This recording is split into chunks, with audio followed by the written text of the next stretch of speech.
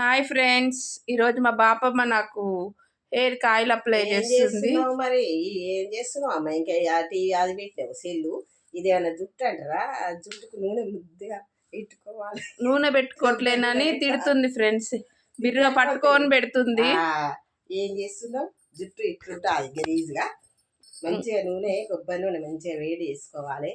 మెంతులు కూడా వేసుకోవాలి. వేసుకొని మంచిగా పెట్టుకొని మీరు అప్పుడు అట్లా పెట్టుకునేది కాబట్టి మీ నెత్తులు పెద్దగా ఉన్నాయి. మేము పెట్టుకోలే కాబట్టి ఇప్పుడు ఇంత పెద్దగా ఉండి జుట్టు పెంచుకోకుంటే ఎట్లా? అయిపోవటం ఉన్న జుట్టు కత్తిరించుకుంటుండ్రి. ఏం చేద్దాం ఫ్రెండ్స్, తిడుతుంది ఈ రోజు మొత్తం తిట్లు తిట్లు తిట్లు. పెంచుకోవాలి. ఈ ఏజ్లో 25 ఏళ్ళకి ముసలాం లెక్క అయితేవి తెల్లెంటికలు వస్తున్నాయి. తెల్లెంటికలు ఏం రావట్లేదు ఫ్రెండ్స్, ఉట్టిగానే అంటుంది. అట్లా చేస్తారా?